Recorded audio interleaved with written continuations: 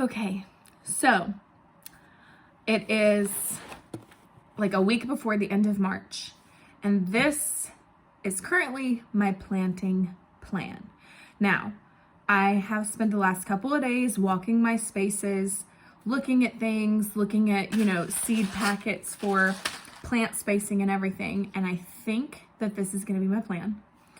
And I just kind of want to walk through it because next year I want to be able to look back at like kind of the specifics of what I did, laid out and explained out, and see how well it went and maybe what I want to change, because we have changed a lot of like the structure of how we're growing.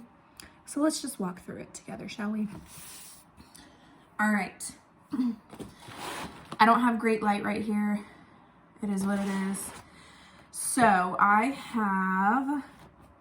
didn't pull my whole other onion tray out, but I have about 100 onions. I have this 6 cell of jalapenos, and then I have 36 bell pepper plants. My tomatoes are rather large and in need of some water. But yeah, once again, I'm really not loving these trays. I don't think that the inserts are the problem because, wow, I really need to water these. I don't think that the inserts are the problem because I have 2 different kinds, like the 6-packs and then the 72 cell, and neither of them fit. I think it's just the tray, but some of these have already been like this and they're just like not making it. But I have 36 Paul Robesons, 24 Romas, and about 10 cherry tomatoes. So on my first trellis, I am going to do my cucumbers and my pole beans. I believe, like I said, I have the right to change my mind. So I have 3 different varieties of cucumbers. As you can tell, I'm a Baker Creek fan. So I've got the Dar, the Chicago pickling, and the Boston pickling. I'm going to do 7, and in my tunnels, I have 8 trellises deep. So I'm going to do 7 trellises of cucumber. And then on the last trellis, we don't love pole beans. We just don't. I want them. I think they're beautiful. But this is just not something that we love eating all the time. But I will, like,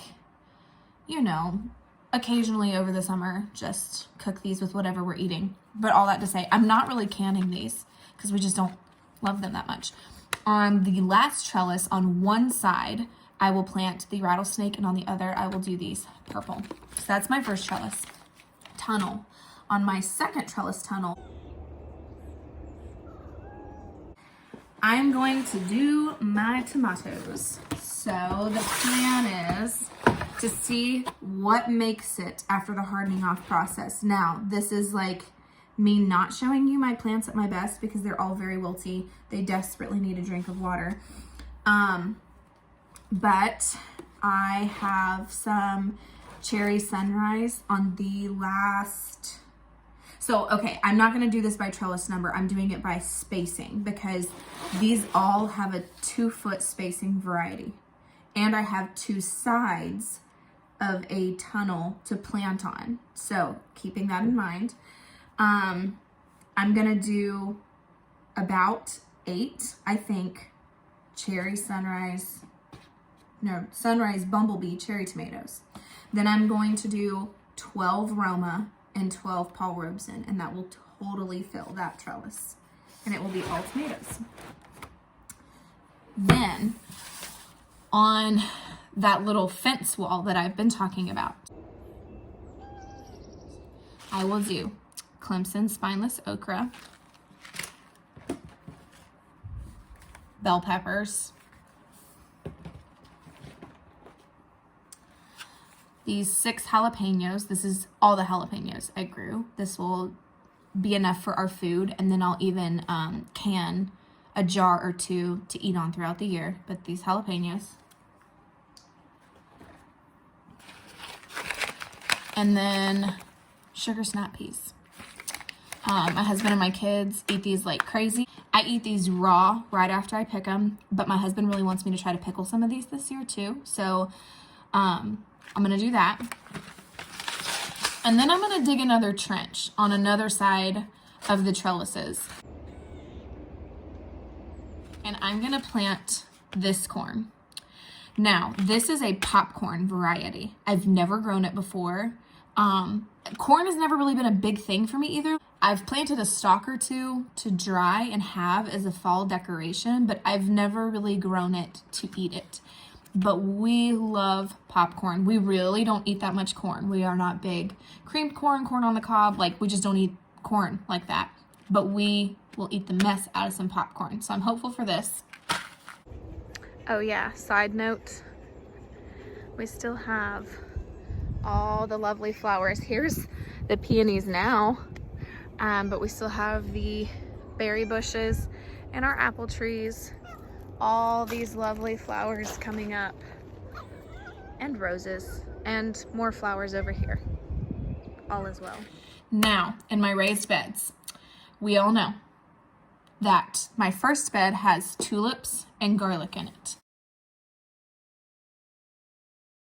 The next two beds that have all the mulch leaves are both planted with russet potatoes. On the back end, I plan on planting, I have like 100 onions, so I'm gonna plant my onions, and that is not going to fill an entire raised bed over there. So in the remainder of the bed, I'm gonna plant some carrots. Now, this carrot, the St. Valerie, is Baker Creek's favorite. It says right here, not one of our favorites, our favorite. So it says it's their favorite carrot, but this one, not only is it beautiful, it says that it's heat tolerant. I'm in zone 8, 8A or 7B, depending on what website I look it up. Sometimes I get a different answer, but I really feel very comfortable saying that I grow as a zone 8er, and that usually works best for me. All that to say, it's hot here. So I want to do an experiment. This is apparently the Baker Creek favorite, tried and true, but this one says it's heat tolerant. So I want to grow both of these and see if I really do need to kind of stick with a heat tolerant for the timing of my planting, or if they both do fairly well. So we'll see what happens there. In another bed, another one of the raised beds, the other day I planted my whole herb pyramid, but I really love basil so much, and we love pesto. So I'm going to plant, I've never planted this cardinal variety before, but I want to plant that. And then this one I planted in my herb pyramid, but I want to plant more. So I'm going to plant some more basil, and then I'm going to plant some more dill, because I make so many jars of pickles and I really don't want to have to buy more dill this year. And then I'm going to try lettuces and celery. I'm going to be honest. We don't eat that much celery, but what we do use it for is like soups and stews, but mostly for bone broth. So even if I grow a stalk and we don't really eat a lot of it, I kind of want to freeze it so that when I'm making bone broth throughout the year, I will have our own celery to pull from and throw in with my bone broth. And then I'm going to try some lettuce. It's the summertime. I enjoy salads. It'll go good on sandwiches and burgers. We'll see how this does. Now this ideal temperature, the one thing I don't love about Baker Creek seeds, I'll say this, on the back, there is a lot of information, but they don't do a very good job of telling you how long to harvest. Now it'll tell you when it's going to sprout, ideal temperatures, seed depth, plant spacing, if it's frost hardy, and the sunlight. Sometimes in this top section, this is the planting instructions, sometimes in the about section, you'll see how many days to estimated harvest. Most of them don't. But I'm wondering how long this will take before it gets really hot, and it might be too hot for them. Nevertheless, we're going to give it a shot. Now, on the 3 raised beds on each side, there's 2 trellises between each one. I'm going to do 2 trellises of the Jack B. Little pumpkins. This is just for autumn and my kids and decorating. And then on the other 2, I'm going to do cucamelons. I'm really hopeful about these. I hope that my kids love them. I think I'm going to love them. And I think that they're just so stinking cute and really great producers. So 2 trellises in the raised bed area of this and 2 of this.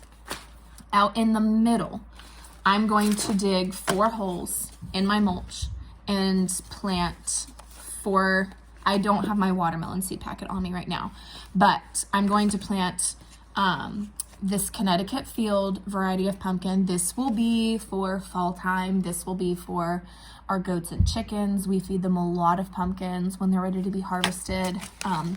They love them. This was a $2.75 seed packet. So I will probably squeeze a few more pumpkin seeds where I can on our property in different areas in hopes that I can just grow a few more, because that is really great food for our goats. The Gerardelle, we love. My parents actually grew this first, and I had it thinking it was sweet potato, and my mom said that's actually a pumpkin. We loved it, and she said I did not even add butter. So we're not growing sweet potatoes. We do like them, but this was delicious, and this saved so easily for them. So I'm very excited about them. We are big cantaloupe people, growing cantaloupe, and then we're also going to grow watermelon. So this is the plan so far. I am really excited with how well my seedlings are doing. Yes, womp womp, we need water over here, but they are looking beautiful. They have very happy roots, despite me really not liking these trays, and then having just this little nook over here with some grow lights that I bought off of Amazon as my setup. I think I'm saving a ton of money, and I know those lights are about $20 a piece. I'm very happy with them, but nevertheless, I was thinking to myself, if this doesn't work, I have spent $40 on lights, and yeah, I can reuse them, but then if I have to go to a big box store, because that's most of what we have around us, to buy my plant starts, it will be sad. But I have faith that this is going to work out well. Today, my husband is supposed to get a load of dirt, and I'm going to start the hardening off process for everybody in about a week to a week and a half. I'm checking my forecast first to make sure that things stay the same and we're not expecting frost. So this is the plan right now. And what I want to tell myself, my future self, and maybe anybody else who just like needs to hear this, whoever you are watching this random woman, I don't advertise myself. Be happy where you're at, because you're always going to grow. It's really easy for me to look at things and go, even with growing all of this and all this work and all this effort, it's still not total food independence. It's better than nothing. It is so much better than nothing. And I'm thinking to myself, oh yeah, I didn't even talk about squashes. We're going to put like squashes down in the middle between the raised beds, or the trellis tunnels. But I'm going to can Roma tomatoes to have throughout the year. I'll can jalapenos. Hopefully we'll have onions, potatoes, and carrots, and garlic. Those four, I was like, I did the raised beds because that's what we were just constantly buying from the grocery store. And it's something that we can save throughout the year. Potatoes, carrots, onions, and garlic. And then having those Gerardelle pumpkins will be a sweet potato option for us. Amazing tomatoes throughout the summer, canning cucumbers to make pickles, and we eat off those throughout the year. It's going to be such a good summer. It's going to taste so good. And at the end of the day, if these don't make it, if I plant them too early, if, something crazy happens when we go out of town or whatever, there's always going and buying plant starts. And it's not bad because it's what I've always done. This is something new. I'm very excited about it, and I'm excited to try it this year, but it's not a bad thing to try again. And I always say this, but it never fails to be true. I learn the most from my failures. So I hope that this is a growing season for me. It's a growing season for my garden for sure, because we've had a lot of changes. But it's a growing season for me as a gardener, and I hope that this goes well. And if it doesn't, I know that I will learn immensely from it. And I have a feeling that maybe by next spring season, all of this learning will just be preparing me for the greenhouse. I have a feeling that maybe we will have the greenhouse built by then, which means this was a practice run and me learning some of the basics to be able to do it on a larger scale with more plants. So yeah, I'm very excited. I'm very excited to get these in the ground, but I'm being patient because it's not quite time, although the dogwoods have bloomed, but I'm watching the forecast and I'm making sure that things are looking good. But this is my plan for spring 2022. We'll see how well it goes and what I might adjust next year. So let's stay tuned, and next it will be getting my hands in the dirt and putting a bunch of stuff in the ground.